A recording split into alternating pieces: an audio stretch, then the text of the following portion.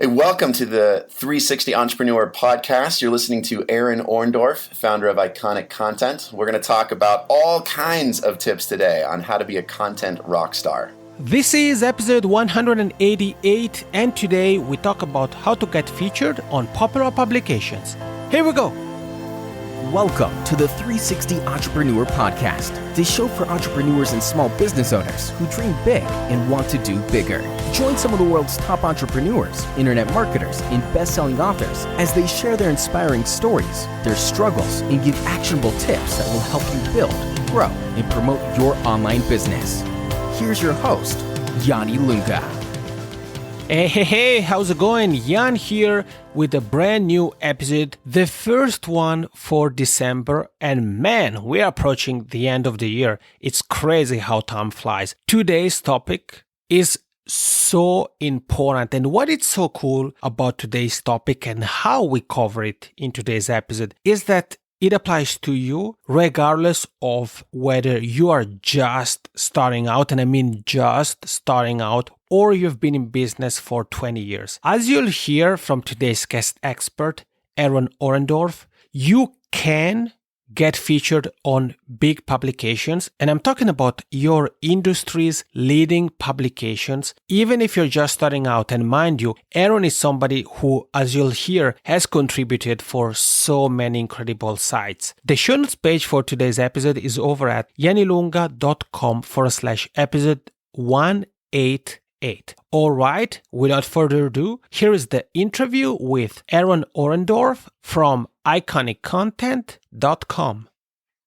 In this episode, we are joined by a copywriting, blogging, and content strategy expert who's actually on a mission. He's on a mission to save the world from bad content. He writes over at iconiccontent.com, and he's a contributor for some of the industry's most influential sites and publications. And you've probably come across some of his articles on places like the Content Marketing Institute, The Next Web, Copyblogger, and Entrepreneur.com. And these are just to mention a few places. I'm so excited to welcome on the show Aaron Orendorff. Aaron, how's it going?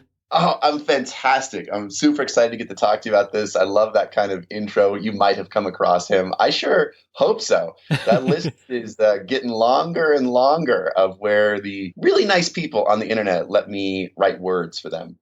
Aaron, I have to say it's crazy because if you think about it, I mean, I don't know if you remember because you have quite the following on Twitter, but you and I have been connected on Twitter for quite some time, and then we've been connected on Facebook. And I have to tell you that every time I see something you post on Facebook, for example, about work, I'm always with my jaw drops because it's like a new epic article for the Content Marketing Institute. After a few days, it's a great article for Inc.com, and then it's Entrepreneur.com, and it's Copyblogger. And I'm like, man, he's really, really busy. So, Aaron, I think the first question I have to ask you, because, I'm curious about it, and I'm sure the people who are joining us are curious about it too. Why do you do guest blogging? Why you contribute for other blogs, other publications? I mean, you have your own site where you write about it, but why, number one, you do that? And number two, why you think that could be kind of a good strategy for somebody who's joining us today? That's a good question because there's a lot of articles out now, especially over the last 4 or 5 years, that have kind of pronounced the death of guest blogging. Right. It no longer works for building your email list. It no longer works for driving traffic. And I think in a lot of ways, they're right. The guest blogging that I do has not resulted in some giant email list where I can now sell a product to thousands of people. It doesn't really even drive a ton of traffic to my website. Mm-hmm. The main reason I started guest blogging and really went after big publications from the jump was because I was an absolute nobody. I jumped into this whole content marketing game about 3 years ago, so I'm still pretty fresh. I really didn't start writing for anything other than my blog until about 2 years ago. Mm-hmm. And the idea was okay, how can I establish my own name, my own brand as quickly and with as much authority as possible? Mm-hmm. And so the idea of social proof, that if somebody sees me on Entrepreneur, if they see me on Inc., if they see me on Business Insider, on Fast Company, on the niche sites like Copyblogger, like Content Marketing Institute, if I can get bylines up there, I'll sort of be in the ether, like in the back of their minds, that I've seen this guy here, here, here, and here. And so when clients, or especially prospects, then decide to try to make that leap into who should we hire to write for us, I'm there. I'm sort of floating around in the back of their minds, and they go to my site and they see this, bam, like insane list. And I don't expect them to do any sort of click through to actually see what I've written for, what I've written about. It's more of an initial knee-jerk social proof response that immediately qualifies me for especially bigger jobs. So rather than, grinding out the $100, $200 articles, the biggest benefit of all this guest blogging is I can immediately then go for far bigger asks when it comes to how much I charge. So on the one hand, it absolutely did build my brand. But on the other, when I then get into negotiations or somebody starts to reach out and actually want to hire me, I'm like pre-qualified from the jump. And that's the real power of writing for all of these places. It's not building the email list. It's not driving a ton of traffic. It's social proof in the easiest, most visceral, emotional way. Man, I love it. Aaron, thank you so much for sharing that, because I like the fact that you touched on different things that one could go into guest blogging for. So you said, one could think about, I want to drive traffic, I want to build my list. But you said you leveraged guest blogging as a medium, as a way to really build authority. And you touched upon something very interesting. And I'm curious if this has happened to you, Aaron. I mean, it's kind of a rhetorical question, but has it ever happened to you that you somehow land up on the website of somebody who you don't necessarily know, but then you start to see, okay, this person has been featured on this place and that other place. So because of that, you're like, okay, let me check out what this person does. Well, naturally, big time. Especially if something really grabs my attention on one of those big sites, I'm really likely to dig a little bit deeper. But, the funny thing is, and maybe this isn't an exact answer to your question, like for instance, I'm still in that place where I am, and I probably shouldn't say this out loud, but I'm incredibly low-hanging fruit for any company, product, somebody looking to get featured, because I'm still so hungry for good stories. Right. Whereas if you go to like there's people that are just known for their Inc. column or known for writing on Forbes, and they are in and of themselves big names. So I have no illusions that I'm not a big name in and of myself yet. The irony is a lot of people trying to get features on places, they go after those big names when what they really should do is, if you go to some place like Inc. and you do, say, a BuzzSumo search, what you want to be looking for is somebody who gets around, 100 to less than 1,000 shares on most of their articles, because that's where I'm at with those big name publications. I break that 1,000 share mark all the time on places like CMI or Copyblogger, but on the bigger sites where there's a lot more content being put out, I simply don't. I'm not really in that place yet. But if you're a company or you're looking to get yourself featured, those are the folks you should talk to, because that'll get you on those websites, because they're still looking for stories and everybody else is just going to slam the door in your face. Aaron, funny you mentioned this, what you just talked about, because back in May, when I organized the Podcast Success Summit, my virtual summit, I was thinking, okay, it would be nice to reach out to people who contribute for places like entrepreneur.com, inc.com, and things like that. So what I did something similar to what you just described. So what I did is, I looked for, in my case, I had a two-folded approach. So on the first end, I looked for people who had written something about podcasting in the past. And then, as you said, I tried to look, okay, this person looks like somebody who may be more accessible than somebody else. And, it worked. So thank you for sharing that with us, Aaron, because I think if there is somebody here with you and I who's thinking about, okay, I would like to get the social proof, but not necessarily as the person who creates the content like you, Aaron. firsthand, but as the person, for example, who gets interviewed or who contributes or whatever. That's great advice. And Aaron, for people who are maybe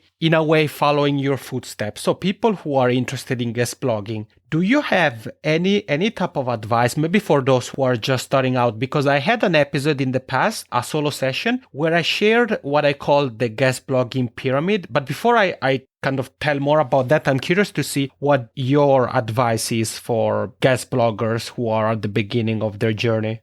Yeah, I love talking about this. And at the risk of being shamelessly self-promotional, I'm just about to launch my own first course on this because there's a lot of things I'm not an expert on that I write about that I'm just really good at faking. This is like the one area I'm like, yes, I can crush this because I have. So we'll hopefully include in the show notes, if you go to iconiccontent.com/guest-bloggings-course. And I'll get you know what, Aaron? Sorry to interrupt you. Let's make it even easier for people to remember. Obviously, you find the link to that Aaron just mentioned in the show note. You can go to yanilunga.com/Aaron. So that's AARON, and you'll be redirected to the course Aaron is about to tell us more about. Sounds good? There you go, man. Awesome. That was killer. Yes. So go the easy route that Jan just told you about. But in the meantime, yeah, so my best tips for especially getting features on big articles or big publishers. Number one, write the entire post. Do not send pitches. All of the big breakthroughs I've had, I've never, ever just sent an idea or a pitch to an editor. I've written the entire article for that publication with links to that publication within it. So there's lots of healthy cross-linking going on. Number one, write the entire article. Don't send pitches. Number two, do something simple like BuzzSumo for that site. Find out what's incredibly popular there and just write an article with a different headline that does it a little bit better than the other ones that you see. And then you're writing about a topic that already connects with that audience. And then number three is be absolutely shameless with your post, with your pitching. When you actually do those email outreaches, I've done things like I go to LinkedIn, I go to entrepreneur.com, like their LinkedIn page. I find everybody who's got the word editor and online in their title or anything that resembles that. And then you can use email permeator spreadsheets, and you just simply Google that.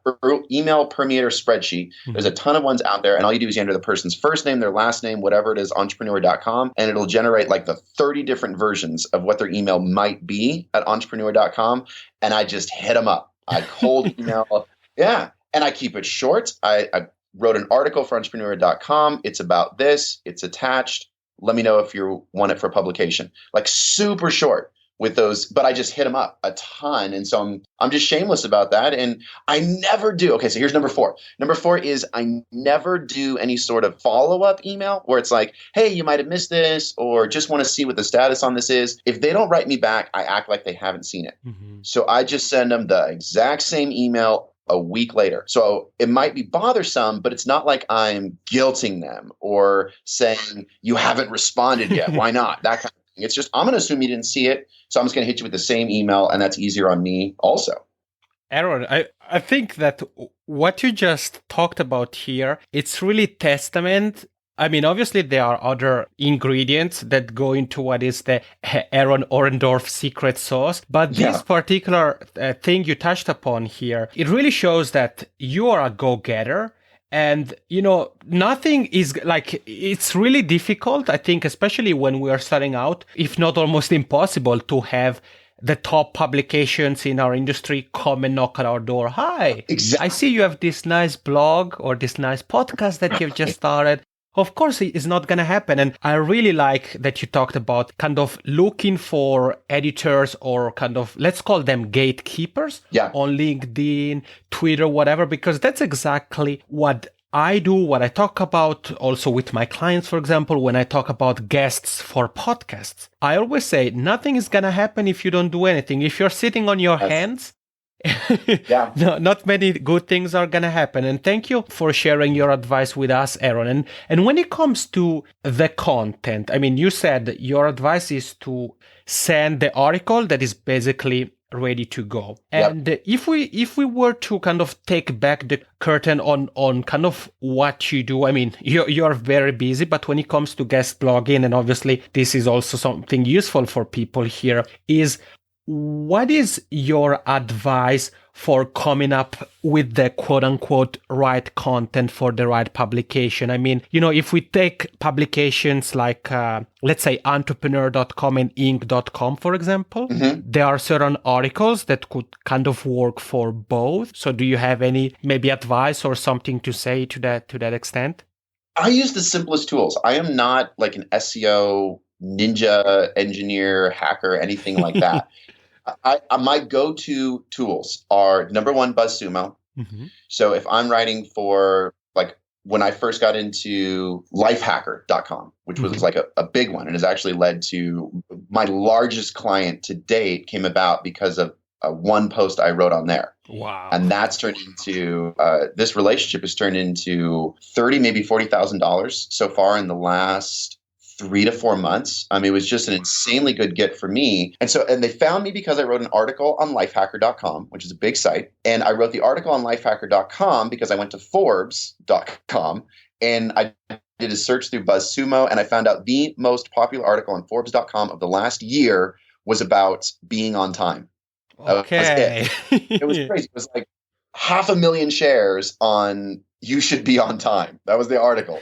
So I was like, this is a niche. This is an angle into it. I wrote an article for lifehacker.com that had like 10 rules for online business etiquette. And of course, the number one rule was be on time, even if you guessed it. Yeah. And it was, so it's easier than you think. It is not an exercise in creativity. Writing popular content is figuring out what's already out there, what's already doing well on a similar site, and then just going over to something that's close, like a cousin, like a brother or sister site, and just doing it there. That's really all it comes down to. It's not about your creativity. So BuzzSumo is incredibly powerful, not only for targeting the site itself, but for figuring out what are other sites that are similar doing really well.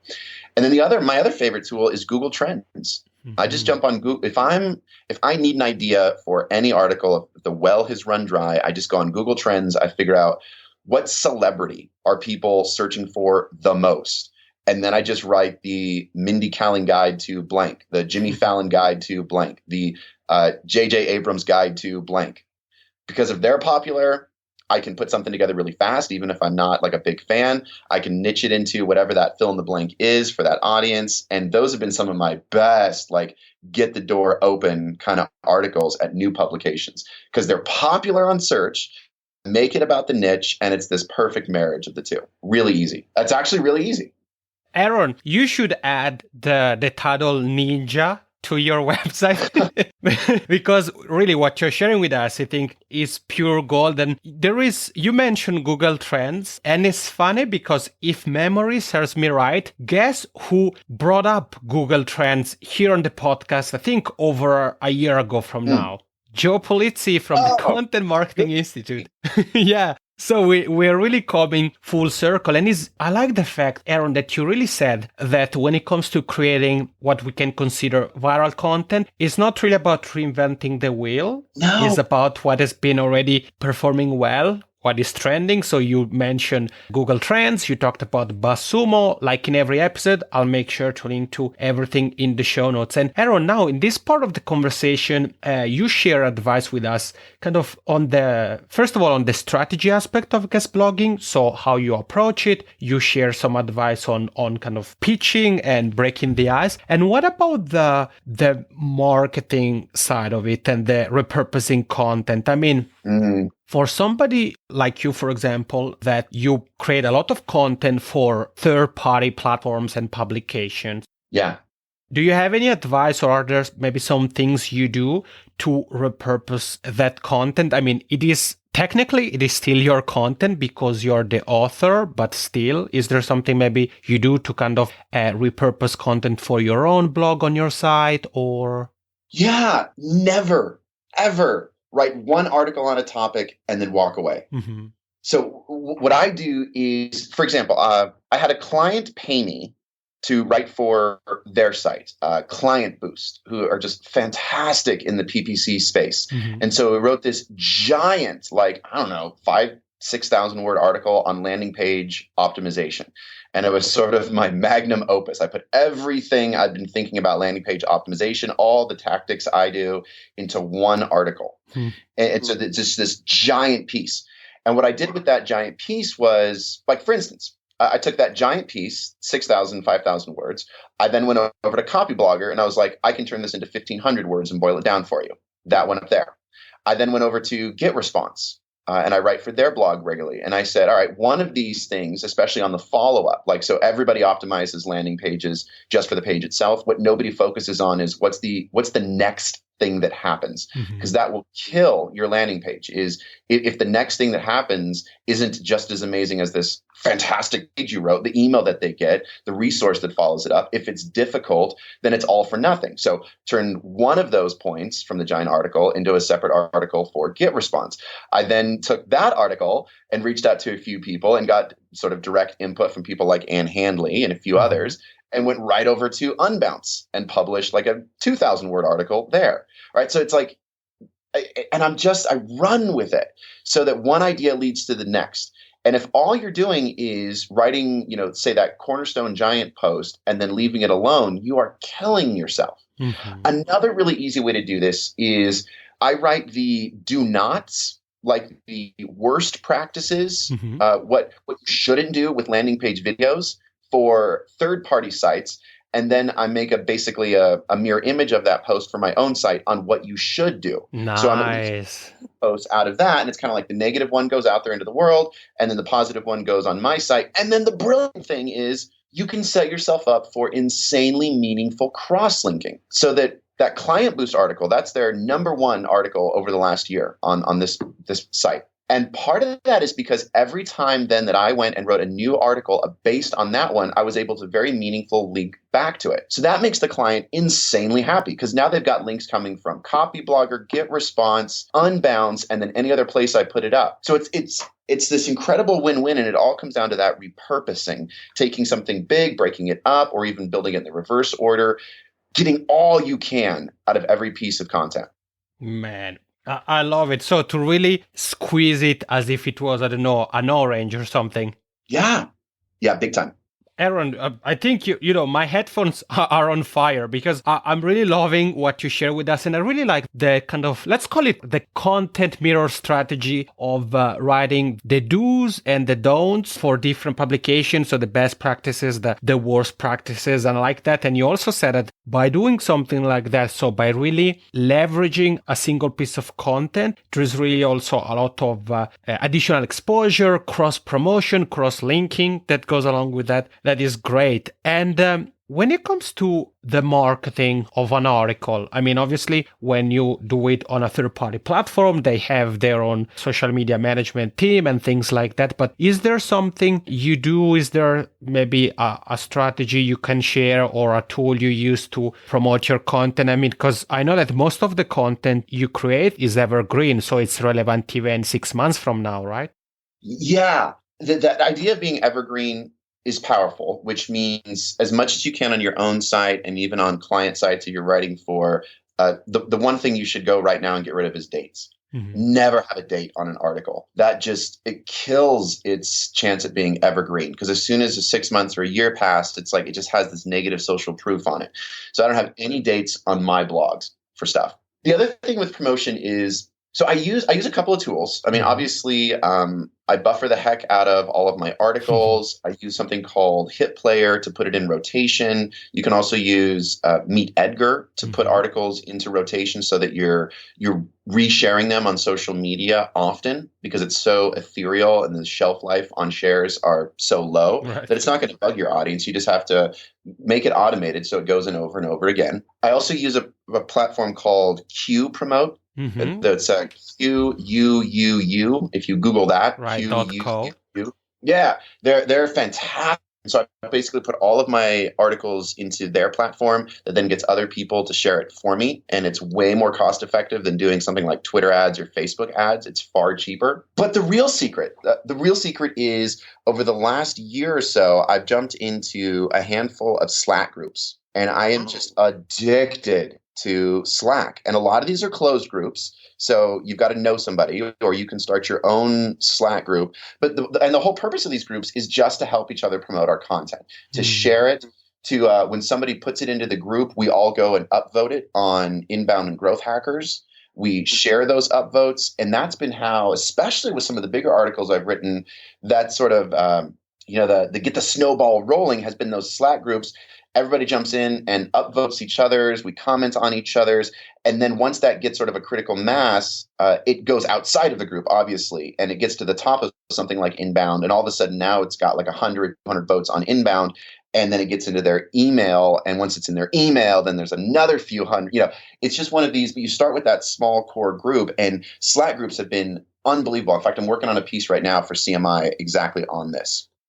Great timing. And Aaron, what I really like about your answer, obviously you shared a couple of great tools and thank you for that. As I said earlier, link to everything in the show notes. Yeah. But this last point on the Slack groups, I think is great because I think by mentioning that, you turn the conversation or what can be perceived as something that is done individually, so writing a piece of content, into a community. So you said, yeah, I'm part of different groups and we help each other out we help each other getting more exposure. We collaborate. So really, if you are here with Aaron and I, and maybe you have been already guest blogging for some time, really, really, really check out.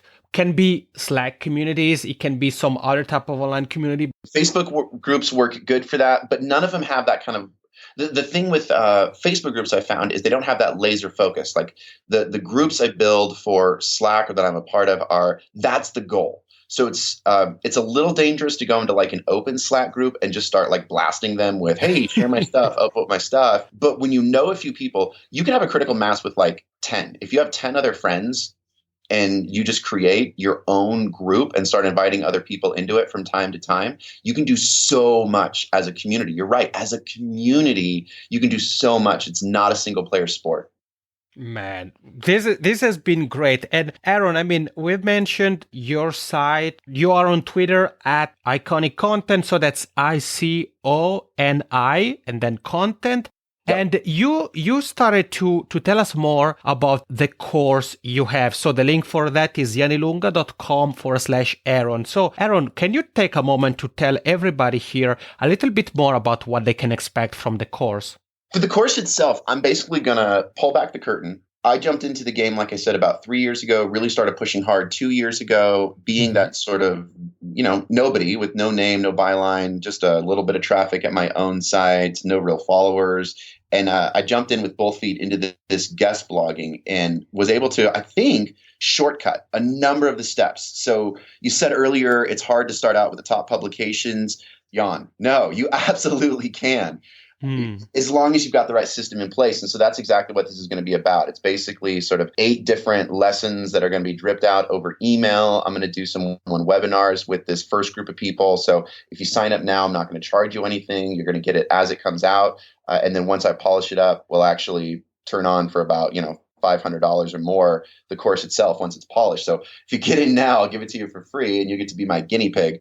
But I'm just going to walk through exactly that thing of how to pick the right publication, how to set your own goals, how to get a hold of editors. I'm going to give like a whole bunch of templates for here's the exact email I sent to Entrepreneur that got me in. Here's the exact email I sent to Huffington Post that got me in, that kind of stuff. So people know I'm not going to hold anything back. I'm just going to give it away. And then towards the end of it too, I'll talk about the whole, how do you polish and take an article from like a 7 to a 10? And it really just comes down to simple things like structure and making sure you've got pain and pleasure in the intro and conclusion. And there's really easy ways to go about doing that. And that's one of the big mistakes people make in the content itself is they don't have that heaven versus hell built into the emotional feel of the piece itself. What problem are you solving? How are you helping people escape from their own personal fears? So I'm just going to go through the entire process, share everything I've done, and then turn around and say, okay, it's polished. Now it's time to charge. You heard it. I mean, over this half an hour or so that Aaron and I have been talking, here he has been dropping value bombs left and right.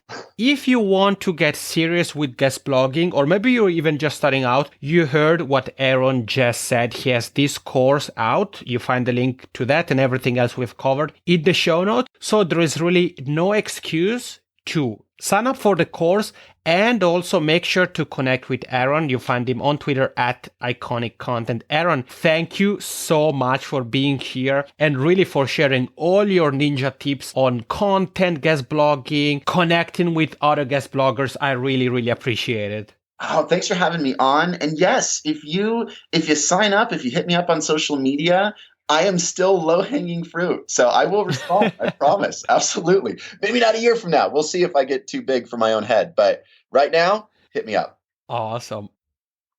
And we are back. Was it a powerful interview or what?